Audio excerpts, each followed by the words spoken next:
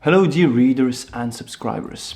In this video I would like to talk about arguably the number one mistake new artists make, and even artists who have been working for numerous years. Very often when gallery directors are being interviewed or curators who work at top institutions or blue chip galleries, they mention that they find it very important for artists to be in touch with their time, to create art that corresponds with their time. However, what does that exactly mean? Because that phrase is easy to say, but more specifically, what does one have to do to achieve this? Isn't art able to be universal? Well, when it comes to corresponding with your time, this can both be in terms of subject matter, but also in terms of how you paint, what you paint, the overall aesthetic of it. Every time has its own aesthetic trends, and when we say trends, people often think, well, this is a bad thing if we start to follow trends, but actually a trend and an art movement are both the same. Trends also seem to last 10 to 15 years, and if you have a look at major art movements, they all had a historical period of around 10 to 15 years. So being or creating art that corresponds with your time does not mean that we need to create art which is about topics that are very trending today, identity, global warming. That's not the main thing, but we want to see art that you can see that it has been made today. And this consists of numerous things. First and foremost, to be able to do this, the number one mistake artists seem to make is not really seeing what is out there. And we're not looking to see what is out there, to repeat that, to do the same thing, to create art that looks similar of other art of our time. But it's a way to kind of understand or try to see what you can do with your medium, with let's say painting.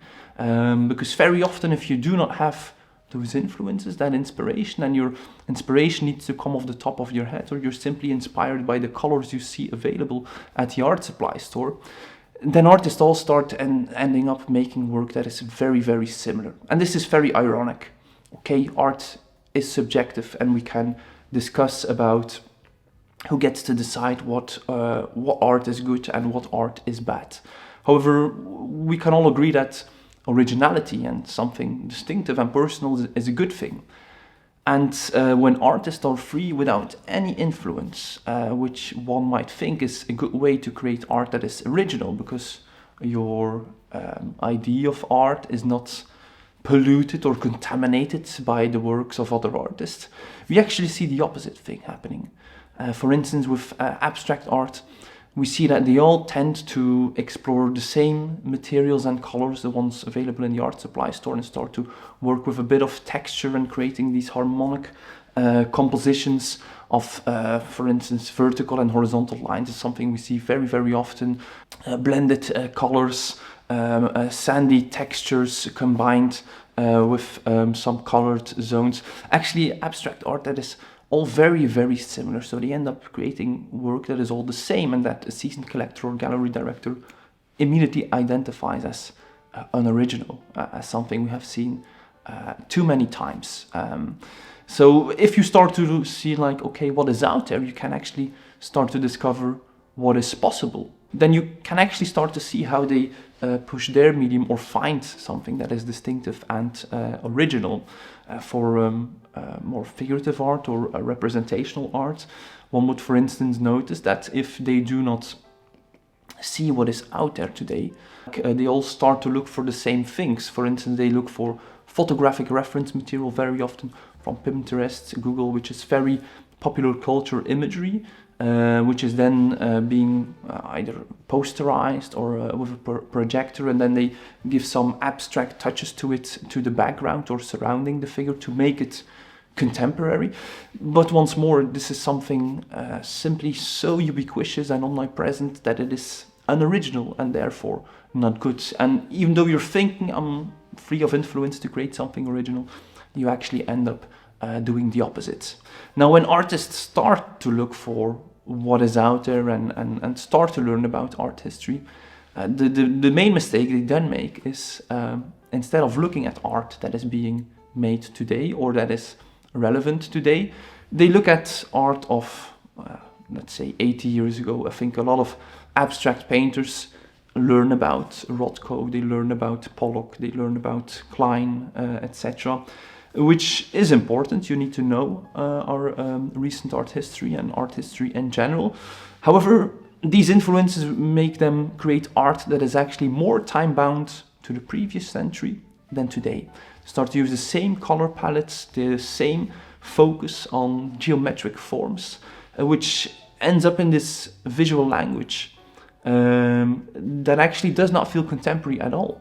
So even when we're looking for influences, if it does not correspond with our time, it can actually have a negative effect. It's great to have a link to old masters or a link to the greats of the 20th century, but the overall visual language, the overall aesthetic, the overall artwork still needs to be time-bound. A good example, I think, for instance, is Luc Tuymans' painting Eternity, which actually refers to Rothko paintings with orange and red, but it is integrated very subtly, and the painting is utmost contemporary both in the way it is painted, its use of color, but also in terms of its subject matter. So what we actually see, instead of like if one would analyze, instead of art of the 20th century, if one would analyze art of today, of the 21st century, then you'll notice that there are entirely different aesthetic trends going on. For instance, today we have more focus on the vernacular and the organic instead of the geometric. Instead of the primary and secondary colors that were so in vogue in the 20th century, and also, for instance, at the turn of the millennium with New Expressionism, has now been replaced. Whereas today we see, because we live more and more in this digital space, we spend more time on computers where graphic design and also trends in graphic design in terms of color combination becomes more important.